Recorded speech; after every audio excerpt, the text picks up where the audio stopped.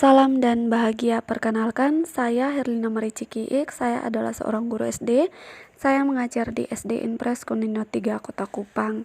Saat ini saya sedang mengikuti pendidikan guru penggerak. Video ini merupakan salah satu tugas saya pada modul 1.1, yaitu tentang demonstrasi kontekstual pemikiran filosofis Ki Hajar Dewantara. Ki Hajar Dewantara adalah Bapak Pendidikan Nasional Indonesia. Beliau merupakan seorang aktivis pergerakan kemerdekaan. Beliau juga guru besar bangsa, pelopor pendidikan bagi kaum pribumi Indonesia dari zaman penjajahan Belanda. Beliau juga sebagai salah seorang pendiri Sekolah Taman Siswa di Yogyakarta pada tahun 1962, sehingga beliau dinobatkan sebagai salah seorang pahlawan pendidikan Indonesia, di mana hari kelahirannya diperingati sebagai Hari Pendidikan Nasional, yaitu pada tanggal 2 Mei. Ada 4 asas yang dikemukakan oleh Ki Hajar Dewantara. Yang pertama adalah pendidikan dan pengajaran. Menurut Ki Hajar Dewantara, pengajaran adalah bagian dari pendidikan. Pengajaran merupakan proses pendidikan dalam memberi ilmu atau faedah untuk kecakapan hidup anak secara lahir dan batin.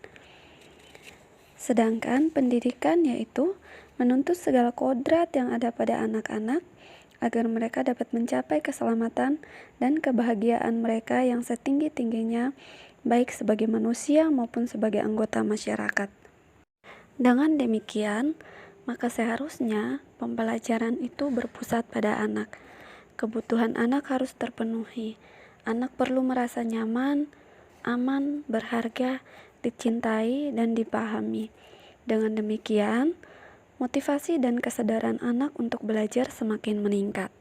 Asas yang kedua yaitu pendidikan merupakan suatu tuntunan, di mana hidup dan tumbuhnya anak terletak di luar kecakapan atau kehendak kita sebagai kaum pendidik. Hidup dan tumbuh kembang anak menurut kodratnya sendiri, di mana kaum pendidik hanya dapat menuntun tumbuh atau hidupnya kekuatan-kekuatan itu agar dapat memperbaiki lakunya. Asas yang ketiga yaitu kodrat alam dan kodrat zaman. Kodrat alam berkaitan dengan lingkungan di mana anak itu berada, sedangkan kodrat zaman yang berkaitan dengan masa-masa atau zaman di mana anak itu tumbuh dan berkembang.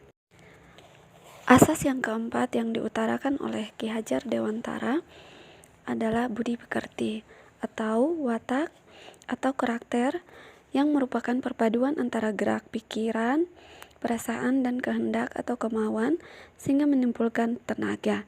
Budi pekerti juga dapat diartikan sebagai perpaduan antara cipta atau kognitif, karsa atau afektif, sehingga menciptakan karya.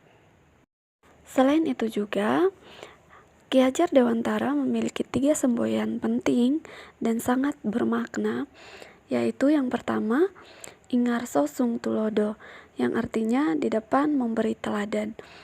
Kedua, Ingmadyo Mangun Karso, yang artinya di tengah membangkitkan semangat. Dan yang ketiga adalah Tuturi Handayani, yang artinya di belakang memberi dorongan atau motivasi. Terima kasih sudah menyaksikan. Salam dan bahagia, salam guru penggerak.